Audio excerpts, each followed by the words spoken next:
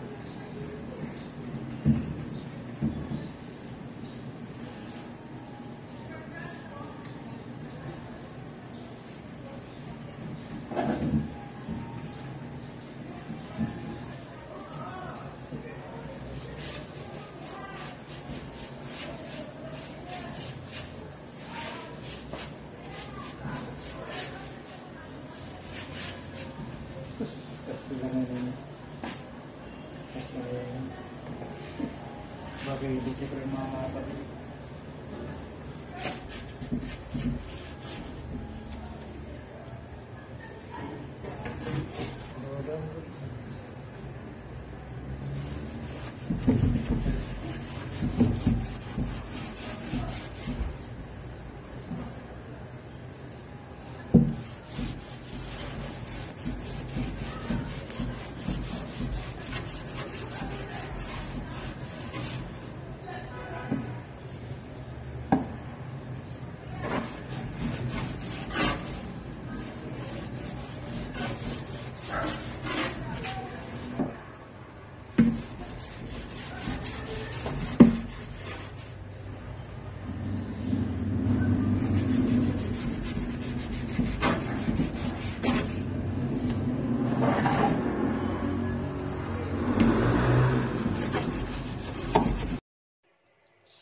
Mister ko ang gumawa ng wooden laptop stand na to. Sa kabisihan namin lahat, nakalimutan namin videohan lahat ng ginagawa niya from the start. Ngayon lang namin naalala kung kailan nagpinturahan na niya.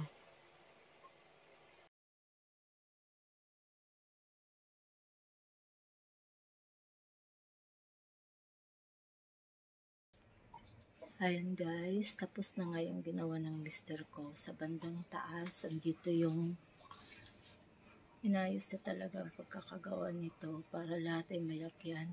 Sa bandang taas, andito yung stop toy, headphone na ginagamit ng kids ko, yung wifi namin sa taas. Tapos, diretso na nalagyan niya ng saksakan. Andito telephone. Ito yung printer. Tapos, laptop ng kids ko, monitor nila. Ayan, andito rin ito, binubunot lang yan.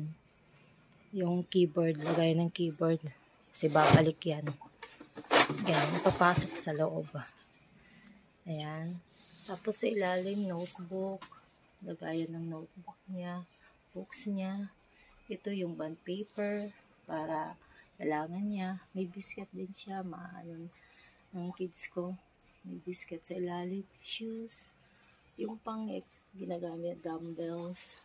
Yan, para sa basketball niya yan. Yung ano na yan. Yung black na yan. Ano bang tawag dyan? Tapos mga shoes niya, nasa ilalim, chinelas. Andun. Na-maximize lahat. Nalagyan sa ginawa ng mister ko. Yan na yan guys.